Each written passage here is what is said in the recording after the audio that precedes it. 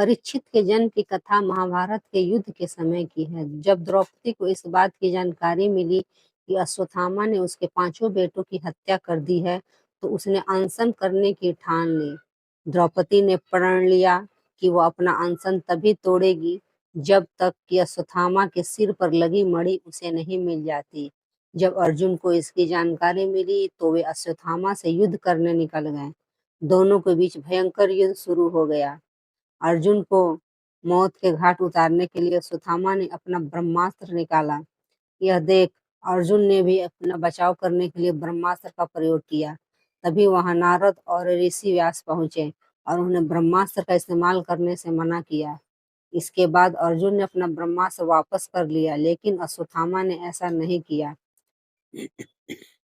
दरअसल अश्वत्थामा 5 पांडवों के कुल को नष्ट करना चाहता था, इसलिए उसने अपने ब्रह्मास्त्र की दिशा बदलकर अभिमन्यु की पत्नी, जो कि गर्भवती थी, उसकी ओर कर दिया।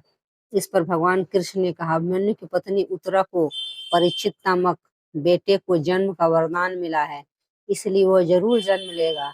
अगर वह मरा हुआ भी पैदा हुआ तो मैं उसे जीवन दान दूंगा और वह बड़ा होकर एक सम्राट बनेगा, महान सम्राट बनेगा, जबकि तुम 3000 वर्ष तक इस पाप को ढोते रहोगे।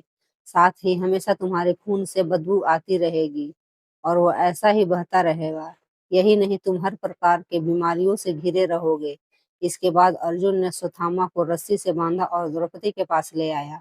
अश्वत्थामा की हालत देखकर द्रौपदी को दया आ गई। उसने अर्जुन से उसे छोड़ने की अपील की, मगर भगवान कृष्ण ने ऐसा नहीं होने दिया और उन्होंने अर्जुन को आदेश दिया कि उसके सिर से मणि निकाल ले और द्रौपदी को दे दें। इधर ब्रह्मास्त्र से गर्भ में जाते ही उत्तरा को तेज दर्द होने लगा। यह देख भगवान कृष्ण ने अपना छोटा रूप धारण किया और उत्तरा के गर्भ में दाखिल हो गए। कृष्ण का छोटा रूप एक अंगूठे के बराबर ही था। वे शंख, गदा, चक्र और पद्म सब कुछ धारण किए हुए थे। उत्तरा के गर्भ में अश्वत्थामा द्वारा छोड़े गए ब्रह्मास्त्र की आग को शांत कर रहे थे। वहीं गर्भ में पल रहा बालक उन्हें देखकर हैरान था कि मेरी माँ के गर्भ में यह कौन घुस गया है। कुछ समय बाद उत्तरा ने अपने बच्चों को जन्म दिया, लेकिन वो मृत पैदा हुआ। यह देख वह रोने लगी। उसने भगवान श्री कृष्ण से कहा, हे नारायण, आपने तो कहा था कि मेरे बेटे पर ब्रह्मास्त्र का असर नहीं होगा और वह जीवित ही पैदा होगा। वह सालों तक अमर होकर राज करेगा, लेकिन यह तो मरा पड़ा है। इसे जीवित करने की कृपा करो प्रभु। उत्तरा की बात सुनकर भगवान कृष्ण तुरंत प्रसूति गृह में प्रवेश किया और कहा, हे पुत्री, तुम दुखी ना हो, तुम्हारा बेटा जरूर जीवित होगा। मैंने खुद इसके जीवन की रक्षा की है।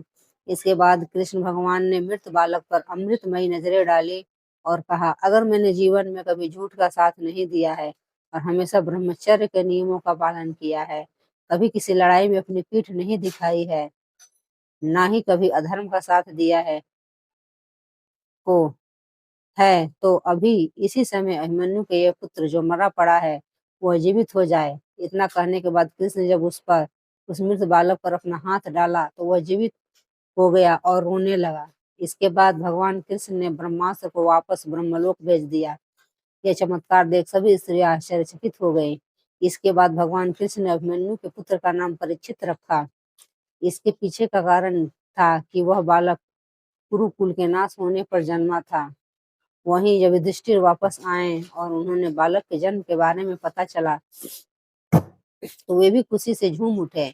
इस खुशी में उन्होंने हाथी, घोड़े, अन्न, गाय आदि दान दिए। इसके बाद उन्होंने ज्योतिष को बुलाया और बच्चों के भविष्य की जानकारी ली। इस पर ज्योतिष ने कहा, यह बालक प्रभु श्री कृष्ण चंद्र का भक्त कहलाएगा। यह एक धर्मी, यशस्वी, पराक्रमी व दानी होगा। ज्योतिष ने आगे बताया कि जीवन में एक ऋषि का शाप पाकर गंगा के तट पर यह श्री सुखदेव से आत्मज्ञान की प्राप्ति करेगा।